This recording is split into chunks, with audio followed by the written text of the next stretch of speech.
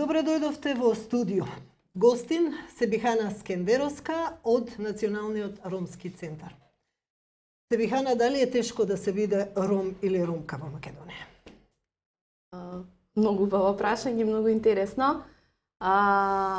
Знаеме сите, или пошироката јавност е запознаена со ретки низа на проблеми со кои се соочуваат ромите во Република Македонија. Секако знаеме и дека одреден број на акции се превземени од страна на државата, но сепак состојбата не е на тоа ниво на кое што би требало да биде и е загрижувачки по одредени прашања, особено за поради тешката и социјално-економска ситуација која што во моментот владее и во Европа и во светот. Секако тоа ја поја уште повеќе и ромската заедница како една од групите која што највеќе се соочува со овакви проблеми. Македонските жени ромки е една од 5 стори по избор на Amnesty International чии човекови права власта не ги гарантира. Значи, оваа сторија заедно со една голема фотографија од жена ромка од Скопје е објавена на веб страната на оваа реномирана меѓународна организација. Со какви тешкоти се соочуваат, особено жените ромки, почнувајќи од образование до лична документација, пато до социјална здравствена заштита и така натаму. Значи, жените ромки, како што рековте, еден од првите проблеми, примарните проблеми со кои што се соочуваат во Република Македонија е ниското образование, секако кое што го има кај нив, но освен ова, кое што е како горечки проблем, втор проблем е невработеноста, која што владе во едно ромско семејство, а особено кај ромските жени, која нашите некои истражувања кои што ги имаме направено покажуваат дека 90% например од жените ромки не се вработени во Република Македонија, што е еден од основните фактори и движечки фактори кои што укажува дека овие жени не се во иста положба со останатите жени и не можат секако да ги остварат тие основни права кои што треба да ги остварат. Тука и социјалната заштита, предпоставувам дека и патот да се дојде до документи е многу тежок. Секако. Што се прави во тој контекст? Кај да си самата документација е компликувана? Значи, имаме ние ред административни работи кои што се случуваат во државата и еден од тој проблем е секако дека голем одреден дел на жени ромки немаат лична документација поради ред причини. Дели државјанство, верно? Дели државјанство, а дел воопшто не се документирани. Ние имаме една активност која што всушност помага во добивање на лична документација за жени ромки. И мораме да ви кажеме дека имаме еден случај кој што 3 години се обидуваме да го решиме и не може да се изнајде никакво решение. Значи тоа е веќе системско решение и освен државата што треба да покаже добра волја за да ја даде на оваа жена предстој, односно државјанство во Република Македонија, нема друг фактор или друг основ по кој таа жена би остварила например право на лични документи.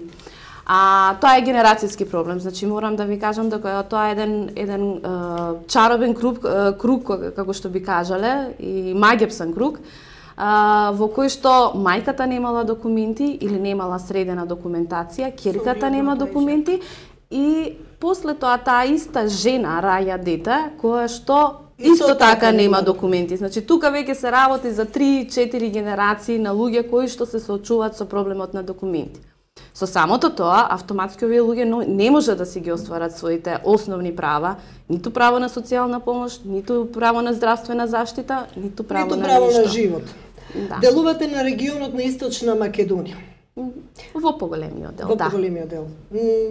Познати ви се и луѓето, и приказните, се среќавате со различни приказни од тој регион. На вашата веб страна имате напишано: постојат невидливи луѓе во системот, тие никогаш не биле на училиште, не примиле вакцини, немаат лична документација ниту помош од државата. Што со овие луѓе? Добро прашање, но и тешко прашање, морам да ви кажам. Значи, ви напоменав за еден пример. Ние најдовме на терен човек кој што имаше 36 или 38 години, кој што немаше никакви документи. никакви документи. Значи, ние се обидуваме на било која основа, дали во Србија, барем српски документи да добијат, или во било која друга држава од екс-југословенските простори.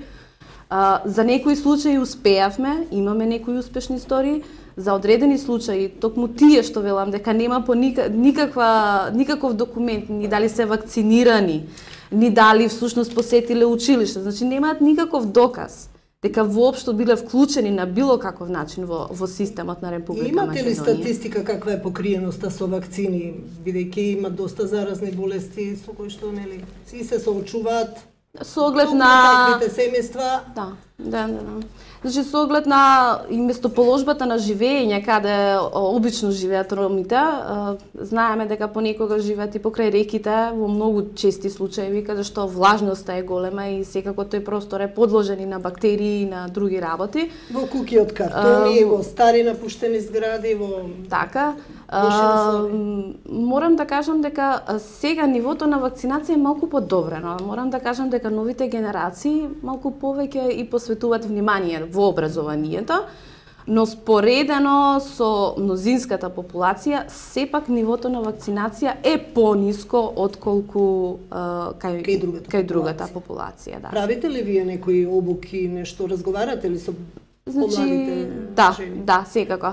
Значи, она што сега во моментот го правиме е кампања и се застапуваме за антенатални прегледи. Во рамките на нашата кампања се предвидени и реализираме посети во населбите, каде што всушност на жените им објаснуваме што е тоа што е потребно, што е тоа што мора да го направат и што добиваат од тоа. Значи, мораме да се работиме на тој поглед, ние имаме информативен центар. И во поглед на вакцинацијата, значи? И во поглед на вакцинација, значи секогаш ги прошуваме дали ги водите децата редовно на вакцинација. Морам да кажам дека засега поголемиот дел ми вела дека да, редовно ги носат децата на вакцинација. Ви гледам дека добро работите и пишувате во делот на здравствената заштита, особено во делот на трудниците, на идните мајки. Што се случува тука? Значи, има проблем. Да, во 2011 година ние спроведовме истражување каде што опфативме 5 града во Република Македонија: Куманово, Крива Паланка, Кочани, Штип и Битола. Значи, тоа беа организирани 10 фокус групи со жени во репродуктивен период од 15 до 45 години, значи. И всушност видовме дека еден од најгорливите проблеми кај жените ромки е тој дека тие не одат редовно на антенатални прегледи. Тие кажува дека одат редовно, но кога ги прашував колку пати бевте на ехо, на не знам било каков преглед, не знам, 2 пати, еднаш тогаш. Која е причината што не одат? Причината најповеќе идентификуваат во финансиите. Значи, мене жена во Битола ми има кажано, јас за тие 50 денари што ќе ги дадам да отидам на преглед кај гинеколог, доколку е 50 денари, значи јас денеска на моето дете ќе му купам 1 литар млеко. Значи, до тој некој стадиум Добре, постои некој основен пакет на здравствени услуги? Чинам дека на бремените жени им следува одреден пакет до каде што можат, нели? Да, значи тој основен пакет се заснова на една колпоскопија, мислам, и ехо. Прегледите треба да бидат бесплатни. Но што се случува? Се случува тоа дека матичните гинеколози си ги наплаќаат таа некоја си основна партиципација. Како и што понатаму не знам, тоа не би навлегла во тоа да дискутирам, но со оглед на тоа дека државата има донесено антенатални протоколи во 2010 година, министерот тогашен господин Бјуар Османи, мислам дека ги има подпишано овие антенатални протоколи, тие промовираат 10 прегледи за секоја бремена жена и тој некој си пакет чини, да не, грубо речено, 300 евра за секоја трудна жена. Прашањето е колку од тие бремени жени може да си го дозволат тој пакет. А друго е прашањето жените од Кочани, од Штип, кои што мора да доаѓаат, например, да направат приска 1 тест, приска 2 тест во Скопје. Тоа се плюс патни трошоци која таа бремена жена мора да ги има како финансии за да дојде во Скопје. А да не збориме да си купи еден доручек во Скопје во меѓувреме. А се работи за животот на детето, се работи за наследни болести, тогаш се откриваат и наследните болести, се работи за мајката. Се работи за мајката и за детето и колку може да се роди здраво дете, колку може да се роди навремено тоа дете. Значи имаме во Македонија, не знам дали ви е позната бројка, дека околу 1700 деца предвремено родени и со ниска родилна тежина. Видов еден интересен податок дека само 50% од мајките знаат која крвна група имаат или РХ фактор. Значи, тоа е поразително. Да, тоа е многу поразително и денеска токму за тоа разговаравме и со еден од началниците на гинеколошкото оделение во Куманово. Значи, оваа информација потекнува од здравствените работници, од лекарите. Во рамки на нашето истражување, освен што имавме фокус групи, имавме и интервјуа со лекари, патронажни сестри, со представници на институции и тие всушност ни посочија дека 50% од жените ромки кои доаѓаат да се породат во болница немаат утврдено крвна група, што е многу комплицирано и е многу страшно и многу е тешко за лекарот која ја породува таа жена. Ама колку што гледам од изјавите, од исказите на мајките, тие немаат, не им се обраќа доволно внимание и се понижувани многу често кога одат на пораѓај или на прегледи во болниците. Да. Значи, морам да кажам, она за што сите избегнуваме ние да зборуваме јавно е токму тие стереотипи кои што постојат за одредени заедници во општеството. А една од тие заедници е секако и ромската. Да, голем дел од жените, некои не се осудуваат да зборуваат за тоа, но други се осудуваат да зборуваат и велат дека биле лошо третирани дали за време на породување или пак за време на некој преглед кој што им е укажан од страна на матичниот гинеколог.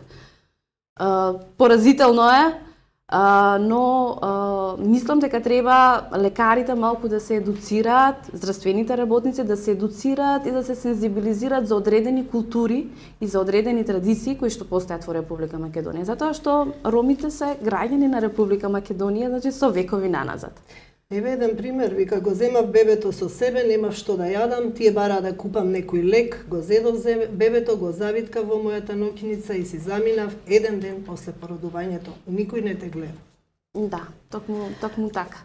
Барате да се дефинира основен бесплатен пакет за здравствени услуги за жените ромки од социјално загрозените семејства. Што тоа значи? Тоа значи дека ние бараме и ќе се застапуваме, значи пред институциите, пред Министерството за здравство, пред владата, значи и пред парламентарците кои што секако се избрани од страна на граѓаните и се изгласани од страна на ромите и од тие социјално загрозени категории на граѓани кои што живеат во Република Македонија. Се застапуваме токму за оваа категорија на граѓани, токму за овие жени кои што примаат социјална помош, која што за жал не е повеќе од 2400 или 2500 денари. Кои што се исто така активни гласачи, а често се и манипулирани нели од разни партии. Секако, значи бараме овие 4 прегледи и овие анализи кои што се опфатени со прегледите во нашите брошури да бидат платени, значи со се партиципација 100% од страна на државата.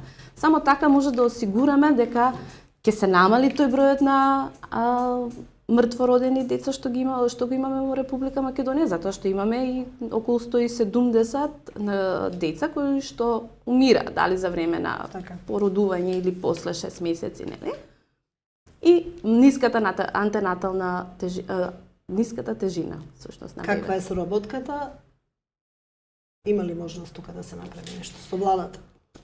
Значи, во моментов ние започнавме со застапување пред всушност професионалците, пред практичарите, лекарите, значи директорите на болниците.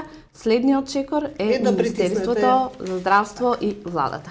Благодарам, беше тоа студио на Нова ТВ.